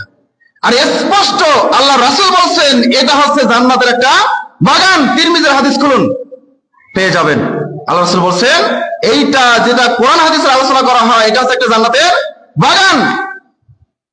এরপরে আল্লাহ রাসূল বলছেন মিশকাতুল মাসাবি 204 নম্বর হাদিস, মাসলামু কওমুন বাইতুম মিন বুয়ুতিল্লাহি ইয়াতলুনা কিতাবাল্লাহ, যখন কোন জাতির কোন সম্প্রদায়ের কিছু লোক, যখন কোন গ্রামের কিছু লোক, যখন কোন মসজিদের কিছু লোক একত্রিত হয়ে আল্লাহ তাআলার কোন ঘর, মসজিদ অথবা জমিনের কোন জায়গায় বসে যায়, জমা হয়, একত্রিত হয়, ইয়াতলুনা কিতাবাল্লাহ, সেখানে আল্লাহ তাআলার কিতাব থেকে তেলাওয়াত করে, আল্লাহ তাআলার রাসূলের হাদিস থেকে পর্যালোচনা করে, কোরআন হাদিস নিয়ে গবেষণা করে, কোরআন হাদিস নিয়ে আলোচনা পর্যালোচনা করে। মাসলামু কওমুন বাইতুম মিন বুয়ুতিল্লাহি ইয়াতলুনা কিতাবাল্লাহ ওয়া ইয়াতাদারাসুনাহু বাইনাহুম, ওই জায়গায় আল্লাহ তাআলার প্রশান্তি নাযিল হয়। বলেন সুবহানাল্লাহ। এখানে যারা বসে আছে তাদের অন্তরে আল্লাহ তাআলা প্রশান্তি নাযিল করেন, এটা আল্লাহ তাআলার ঘোষণা। অথচ এই প্রশান্তিময় জায়গা বাদ দিয়ে আমরা অনেকে বাজারে, অনেকে বাড়িতে অযথা বসে আছি, আছে কি না? অনেক লোক বাড়িতে বসে আছে কিন্তু এই আলোচনায় আসতেছে। অথচ আল্লাহ রাসূল বলছেন যে এইখানে আল্লাহ তাআলার কি হয়? প্রশান্তি নাযিল হয়। ওয়া গাশিয়াতুমুর রাহমা, এই জায়গায় আল্লাহ তাআলার রহমত বর্ষণ হয়। বলেন সুবহানাল্লাহ। ওয়া হাফাতুমুল মালায়েকা, এই হাদিসের মধ্যে বলা হলো এর চতুর্দিকে ফেরেশতারা ঘিরে ধরে থাকে। বলেন সুবহানাল্লাহ। তাহলে আদম সন্তান এই বৈঠককে, এই মাজলিসকে মূল্যায়ন না করলেও কারা মূল্যায়ন করে? বলেন কারা মূল্যায়ন করে? স্বয়ং আল্লাহ তাআলার ফেরেশতা আদম সন্তানের এই কোরআন হাদিসে যেখানে আলোচনা হয় এই জায়গায় এসে বসে যায়, এত পরিমাণ ফেরেশতা বসে যায়, আসমান থেকে জমিন পরিপূর্ণ করা। সুবহানাল্লাহি ওয়া বিহামদিহি। এরপর বলা হচ্ছে ওয়াইজা তাফাররাকু আলোচনা যখন শেষ হয়ে যায়, মাহফিল যখন শেষ হয়ে যায়, মানুষরা যখন চলে যায়, ফেরেশতারাও চলে যায়। ফেরেশতারা কোথায় যায়? আসমানে চলে যায়। কোথায় যায়? আসমানে চলে যায়। এবার আল্লাহ তাআলা তাদেরকে বলে যে ফেরেশতারা তোমরা কোথায় থেকে আসলে? ফেরেশতারা বলে আল্লাহ আমরা আজকে এই শিমুলিয়া পাড়া জামে মসজিদে একটা হালাকা হয়েছিল, একটা ওয়াজ মাহফিলের ব্যবস্থা করা হয়েছিল, একটা ইফতারি মাহফিলের ব্যবস্থা করা হয়েছিল, আল্লাহ এখানে আমরা অবস্থান করেছিলাম, কোরআন হাদিসের আলোচনা শুনেছি, শোনার পর এখন আমরা ফিরে আসলাম। দেখেন তো বাচ্চারা কথা বলতেছে কারা? আলোচনাতে যাতে কোনো বিঘ্ন না ঘটে, এটাকে সবচেয়ে বেশি যারা কর্তৃপক্ষ আছেন, যারা দায়িত্বরত আছেন, তারা মূল্যায়ন করবেন। এই দিকটা দেখবেন, আলোচনা আমি করছি আর আপনারা চেঁচামেচি চিল্লাচিল্লি করছেন, তাহলে তো আলোচনার কোনো ভাবমূর্তি আপনারা বুঝতে পারবেন না। তো বলছিলাম, ফেরেশতারা যখন আল্লাহ সুবহানাহু ওয়া তাআলার কাছে যায়, আল্লাহ তাআলা ফেরেশতাদেরকে জিজ্ঞাসা করে তোমরা কোথা থেকে আসলে? তারা বলে যে আমরা অমুক জায়গা থেকে আসলাম। এবার বলে যে আল্লাহ সেখানে কিছু বান্দা তোমার, তারা তোমার কাছ থেকে চায়। আল্লাহ তাআলা বলে তারা কি চায়? বলে যে আল্লাহ এরা তোমার কাছ থেকে জান্নাত চায়। বলেন সুবহানাল্লাহ। কি আমরা জান্নাত চাই না? চাই তো ইনশাআল্লাহ। কি জান্নাত চাইতে হবে না? চাইতে হবে। ফেরেশতারা বলছে আল্লাহ এই জায়গায় যারা বসে আছে এরা তোমার কাছ থেকে জান্নাত চায়। আল্লাহ তাআলা বলে হাল রাল জান্নাতি, তারা কি আমার জান্নাত দেখেছে? আমার জান্নাতটা কেমন তারা কি দেখেছে? ফেরেশতারা বলে লা ইয়া রাব্বি না। আল্লাহ এরা আপনার জান্নাত দেখছেন কি? জান্নাত দেখেছেন? জান্নাত দেখে নাই। এবার আল্লাহ তাআলা বলে যে ফেরেশতারা বলো তো কেমন হতো যদি তারা আমার জান্নাতটা দেখে নিত, তখন তারা কি করত? এই সহিহ মুসলিমে আর কোন উত্তর দেওয়া হয় নাই, কিন্তু অন্য হাদিসে উত্তর দেওয়া হয়েছে। আমি মুসলিমের ইবারতে পড়ছিলাম। এরপর একই কথা জাহান্নাম প্রসঙ্গে বলা হয় যে আল্লাহ এরা তোমার কাছ থেকে আশ্রয় চায়, পানা চায়। আল্লাহ তাআলা বলে তারা কি থেকে পানা চায়? ফেরেশতারা বলে আল্লাহ এরা আপনার জাহান্নাম থেকে পানা চায়, জাহান্নাম থেকে মুক্তি চায়, এরা জাহান্নাম থেকে আশ্রয় চায়। আল্লাহ তাআলা আবারও বলে এরা কি আমার জাহান্নাম দেখেছে? ফেরেশতা বলে না, এরা আপনার জাহান্নাম দেখেনি। বলে যদি এরা আমার জাহান্নাম দেখতো তাহলে তারা কি করতো? আপনারা কি মনে করেন জাহান্নাম দেখলে আপনারা কি করতেন? আপনাদের যা চলার গতি, আমাদের যা চলার গতি, তাতে মনে হয় কি যে করতাম আল্লাহ তাআলাই ভালো জানেন। কেননা আপনাকে যতই কোরআন হাদিসের ভয় দেখানো হোক, যতই জাহান্নামের ভয় দেখানো হোক, যতই আখিরাতের ভয় দেখানো হোক, আপনার অন্তরে কাজ করে না, আপনার অন্তরে ক্রিয়া করে না, আপনার অন্তরে আঘাত হানে না। কেন হানে না? এর মৌলিক কারণ হচ্ছে আপনার মধ্যে ঈমান নাই। কি নাই? ঈমান নাই। আপনার অন্তরে যদি ঈমান থাকতো তাহলে ঈমানের যে কথাগুলো আমি বলতাম সঙ্গে সঙ্গে আপনার অন্তরে কি করতো? আঘাত হানতো। কিন্তু আপনার অন্তরে যদি দাগ না কাটে, আঘাত না হানে, মনে করবেন যে আপনার অন্তরে ঈমান 0%। কয় পার্সেন্ট? 0%। এই জন্য তো আল্লাহ রাসূল বললেন মান সামা রমাদানা ঈমানান ওয়া ইহতিসাবান গুফিরা লাহু মা তাকাদ্দামা মিন জামবিহি। বলেন সুবহানাল্লাহ। যে ব্যক্তি সিয়াম পালন করলো, কি পালন করলো?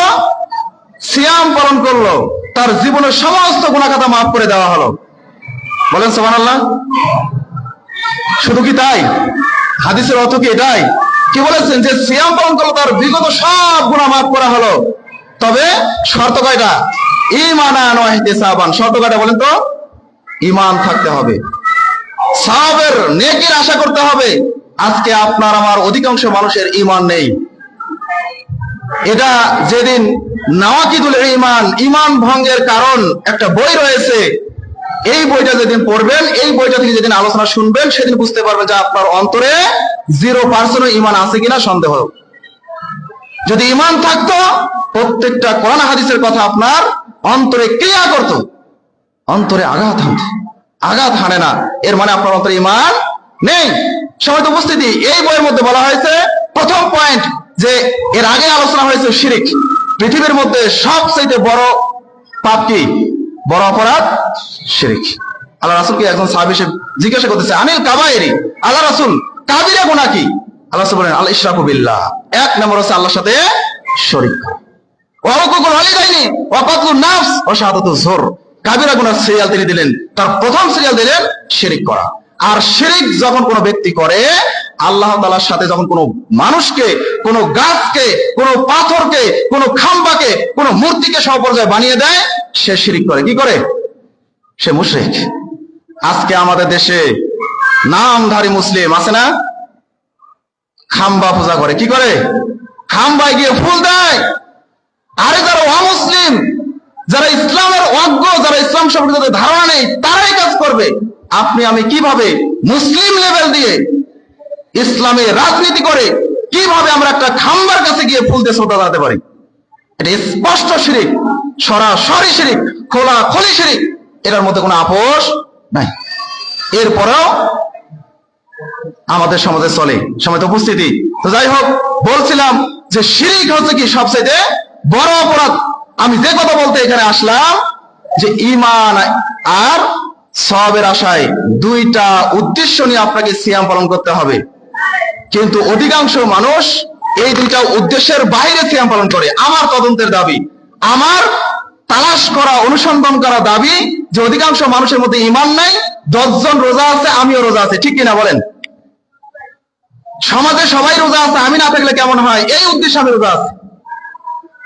আমি সিয়াম পালন না করলে আমার সন্তান সিয়াম পালন করে, এটা কেমন হয়, এই জন্য আমি সিয়াম পালন করি।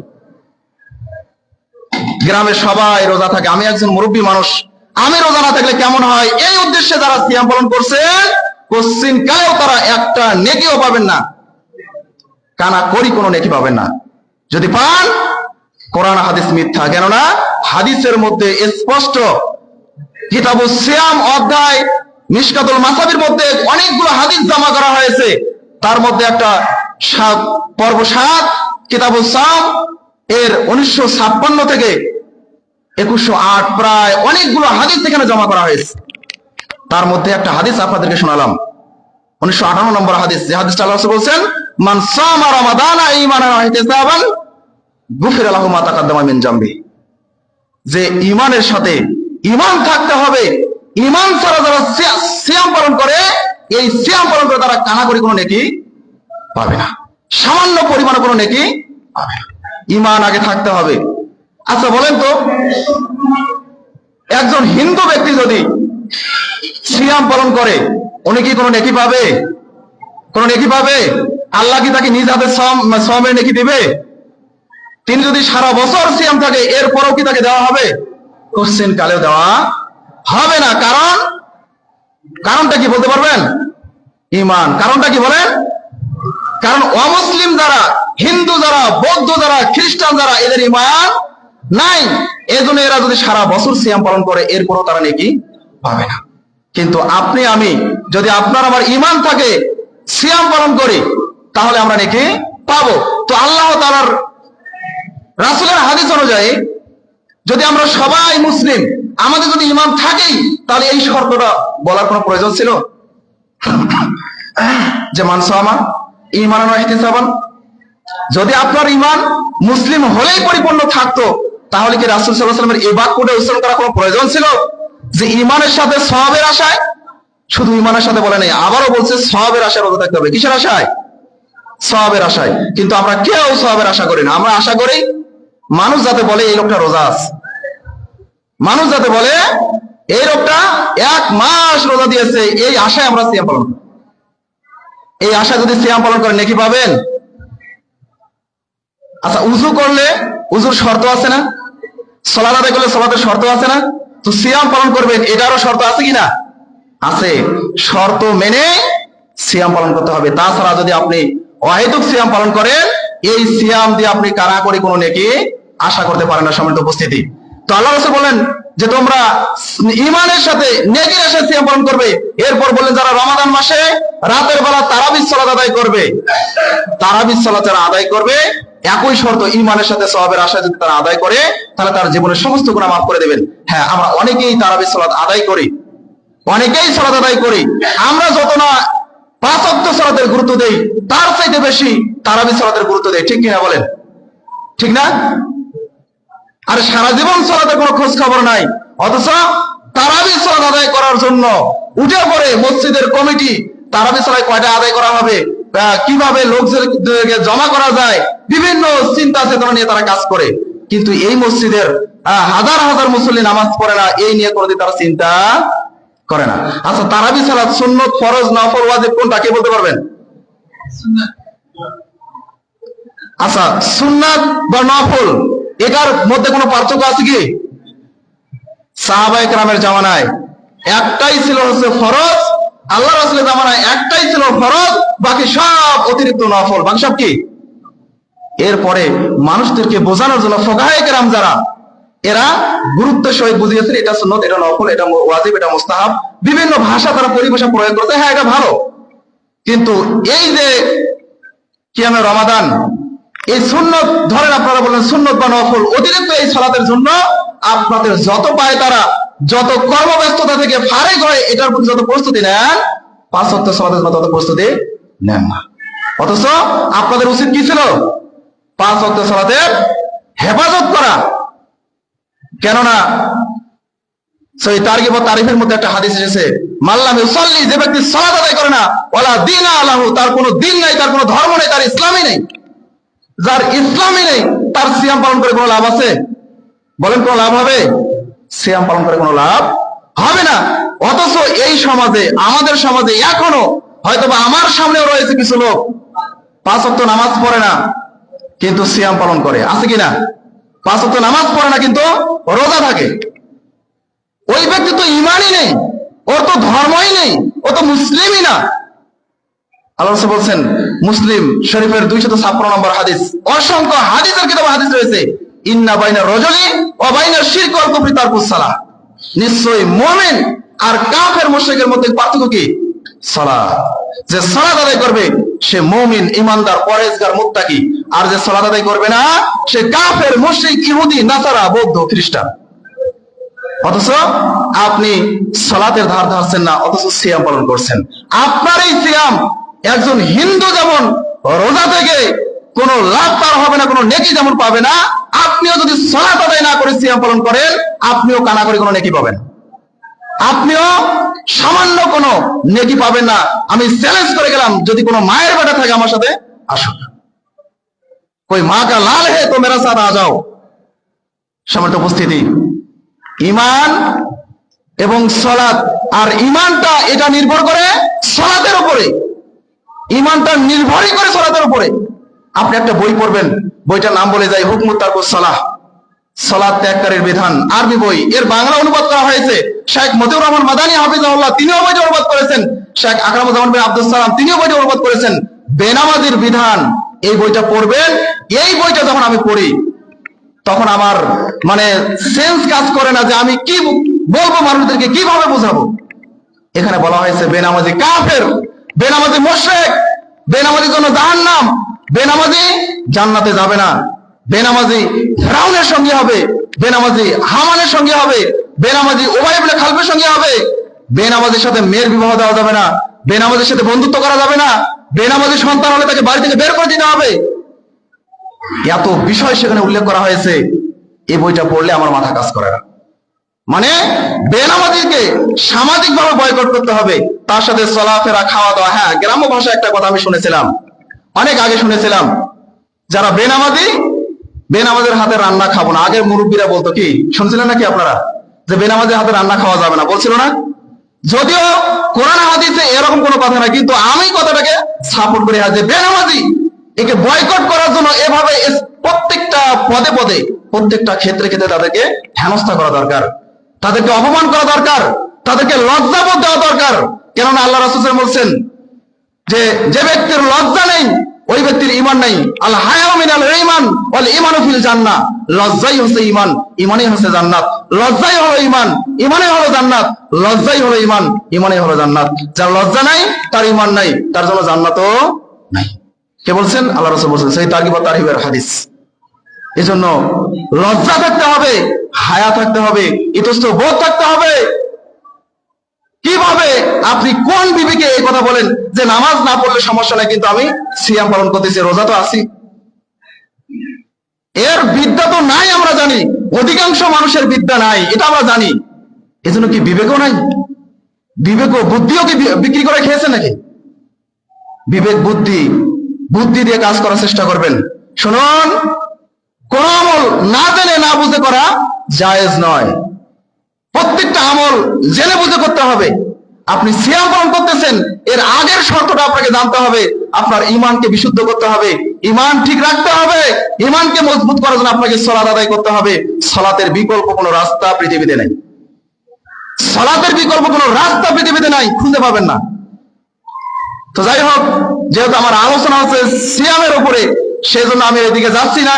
যে সিয়াম হচ্ছে খুবই গুরুত্বপূর্ণ একটা ইবাদত। আমরা ইতিপূর্বে শুনলাম যারা সিয়াম পালন করে এদের পুরস্কার স্বয়ং আল্লাহ তাআলা দেবেন। কে দেবেন? স্বয়ং আল্লাহ তাআলা দিবেন। সিয়ামের অনেক মর্যাদার কথা আমরা শুনলাম। এই সিয়ামের মর্যাদা যেমন আপনারা শুনেছেন তেমন আপনাকে পালন করতে হবে। আমি সিয়াম সম্পর্কে যে আয়াতটা বলেছি, এটা হচ্ছে কোরআনুল কারীমের সূরা বাকারা 183 নম্বর হাদিস। আল্লাহ রাসূল কি বলেছেন? ইয়া আইয়ুহাল্লাযীনা আমানু, যারা ঈমানদার এদেরকে ডেকে বলেছেন। আল্লাহ তাআলা প্রায় অনেক আয়াতে ইয়া আইয়ুহান নাস বলেছেন। কি বলেছেন? হে মানুষ সকল। কিন্তু এই আয়াতে কি বলেছেন? ইয়া আইয়ুহাল্লাযীনা আমানু, ও হে যারা তোমরা ঈমানদার, যারা ঈমান নিয়ে এসেছো, যাদের ঈমান আছে এদেরকে ডেকে বলেছেন। যাদের ঈমান নাই, যারা সালাত আদায় করে না, এদের কিন্তু ঈমান নেই। যতই সে নিজেকে মুসলিম দাবি করুক, সে মুসলিম নয়। যদি কোনোদিন সুযোগ পাই, যেদিন হুকমত তারকুস সালাহ এই বিষয়ে আলোচনা করব, সেই দিন আপনাদেরকে পূর্ণ বোঝানোর চেষ্টা করবো ইনশাআল্লাহুল আজিজ। তো আল্লাহ রাব্বুল আলামিন বলছেন, ইয়া আইয়ুহাল্লাযীনা আমানু কুতিবা আলাইকুমুস সিয়াম, ও হে ঈমানদারগণ, তোমাদের উপরে সিয়াম ফরজ করা হয়েছে যেমন তোমাদের পূর্ববর্তী উম্মত যারা ছিল, যারা ঈসা আলাইহিস সালামের উম্মত ছিল, যারা মূসা আলাইহিস সালামের উম্মত ছিল, যারা ইব্রাহিম আলাইহিস সালামের উম্মত ছিল, যারা দাউদ আলাইহিস সালামের উম্মত ছিল, প্রত্যেকের উপরে সিয়াম কি ছিল? ফরজ ছিল। তবে তাদের পদ্ধতিটা ভিন্ন ছিল। তাদের এরকম এক মাস সিয়াম ফরজ ছিল না। যেমন দাউদ আলাইহিস সালাম একদিন পর একদিন সিয়াম পালন করতেন। এভাবে প্রায় নবীর উম্মতের জন্য সিয়াম ছিল। মূসা আলাইহিস সালাম 10 আশুরা, যেটা আমরা আশুরা সিয়াম পালন করি, এটা তার উম্মতরা পালন করত। তো বিভিন্ন নবী তার উম্মতেরা সিয়াম পালন করতে, এই কথা আল্লাহ তাআলা কোরআনে বলছেন। কুতিবা আলাইকুমুস সিয়াম, তোমাদের উপর সিয়াম ফরজ করা হয়েছে, কামা কুতিবা আলাল্লাযীনা মিন ক্বাবলিকুম, যেমন ভাবে তোমাদের পূর্ববর্তী যারা উম্মত ছিল তাদের উপরেও খরচ করা ছিল। লাআল্লাকুম তাত্তাকুন, যাতে তোমরা মুত্তাকি হতে পারো, যাতে তোমরা পরহেজগার হতে পারো, যাতে তোমরা আল্লাহভীরু হতে পারো, যাতে তোমাদের তাকওয়া বৃদ্ধি পায়, যাতে তোমাদের মধ্যে আল্লাহর ভয় সঞ্চার হয়। তাহলে এই আয়াত থেকে আমরা বুঝতে পারলাম যে সিয়াম আল্লাহ রাব্বুল আলামিন এই কারণেই দিয়েছেন যাতে আমাদের মধ্যে কি সৃষ্টি হয়? আল্লাহ তাআলার ভয় সৃষ্টি হয়, যাতে আমরা মুত্তাকি হতে পারি, যাতে আমরা পরহেজগার হতে পারি, যাতে আমরা আল্লাহকে ভয় করে যাবতীয় গুনাহ থেকে, পাপ থেকে, হারাম থেকে, অশ্লীলতা থেকে বিরত থাকতে পারি। কিন্তু এটা কি আমরা পারি? দেখি পারেন আপনারা হারাম থেকে বিরত থাকতে পারেন? দেখেন হাদিস মিশকাতুল মাসাবি, আল্লাহ রাসূল বলেন, মান লাম ইয়াদা কাওলা যুরি ওয়াল আমাল বিহি ফালাইসা লিল্লাহ, যে ব্যক্তি সিয়াম থেকে মিথ্যা কথা, মিথ্যা কাজ, অহেতুক কথাবার্তা, অহেতুক কাজকর্ম, ফাহিশা কথাবার্তা, ফাহিশা কাজকর্ম ছাড়তে পারলো না, তার সিয়াম থাকাই বাকি, না থাকাই বাকি, উভয়ই সমান।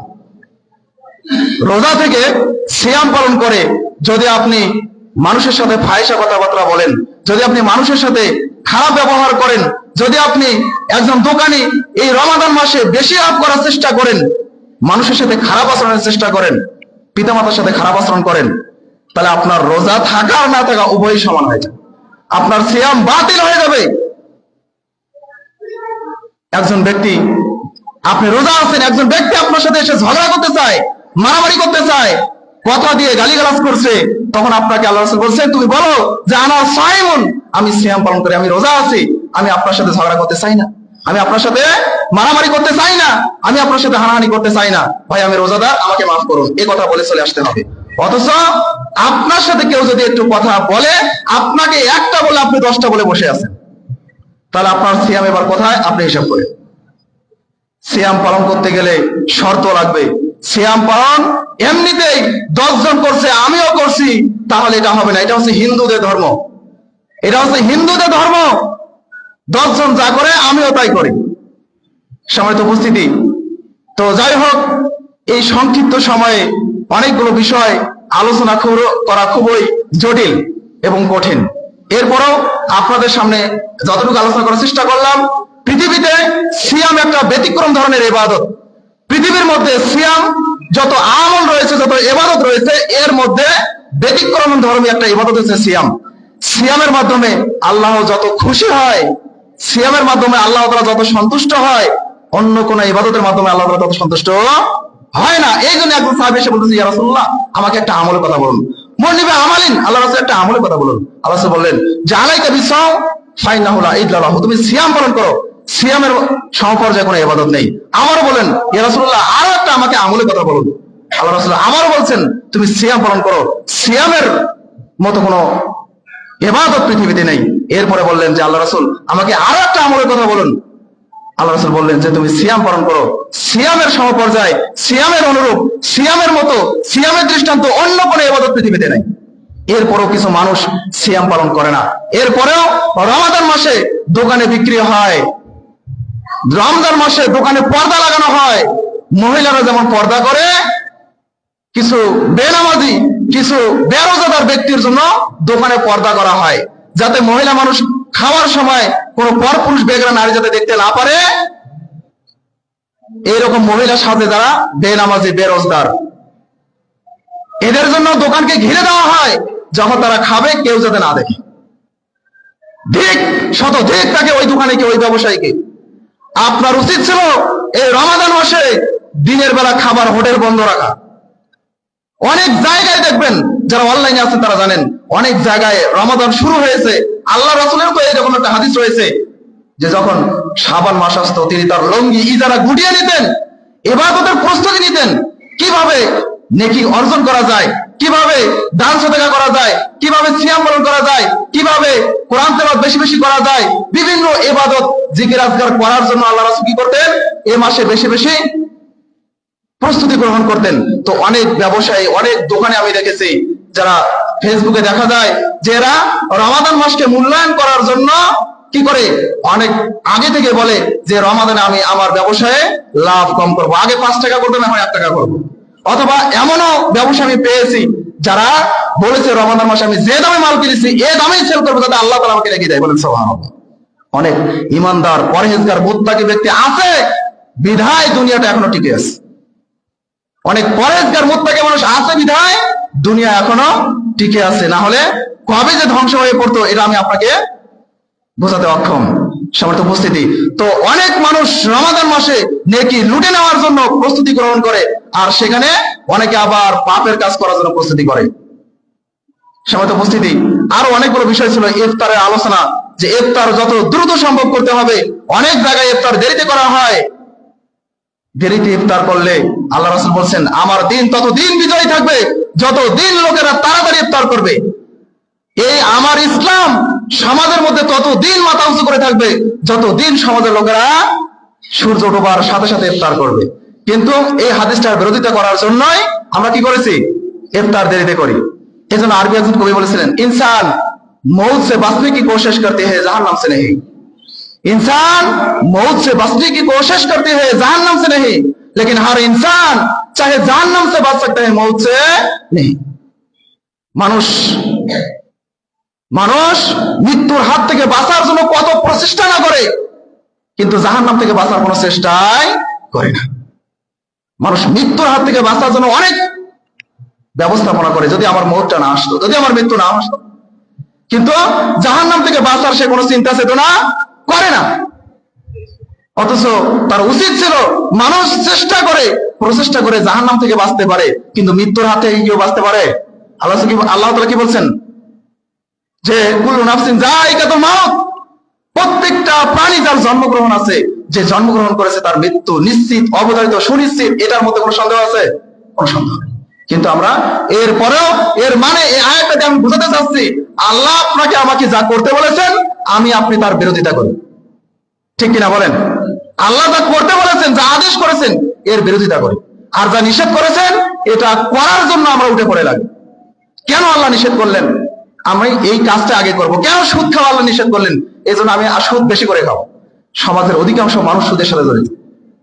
সমাজের অধিকাংশ মানুষ হয় সুদ দেয়, অথবা সুদ নেয়, অথবা সুদ খায়, অথবা সুদের সাক্ষী হয়। কি হয় না? এমনও আছে একটা চা খাওয়ার লোভে এই লোকটা আর সামলাতে পারে না। চা খাওয়ার লোভে একজন সুদ দিচ্ছে আর একজন নিচ্ছে, সে চা খাওয়ার লোভে ওখানে বসে সাক্ষী আছে কিনা বলেন? এর সিয়াম হবে? হবে? কোনদিন এর সিয়াম? শুনুন, সুদ সবচেয়ে বড় একটা পাপ, এমন বড় পাপ, এ পাপের ৭০টা স্তর রয়েছে শাস্তি। সর্বনিম্ন শাস্তি হচ্ছে তার মায়ের সাথে জেনা করা, নাউজুবিল্লাহ। সর্বোচ্চ শাস্তি হচ্ছে আল্লাহ এবং তার রাসূলের সাথে যুদ্ধ ঘোষণা করা। সময় তো উপস্থিতি, যেহেতু সময় শেষ, আপনাদেরকে বলবো যে আপনারা এই রমাদান মাসে এখনো সময় বাকি আছে, আপনারা দ্রুত কিছু প্রস্তুতি গ্রহণ করবেন।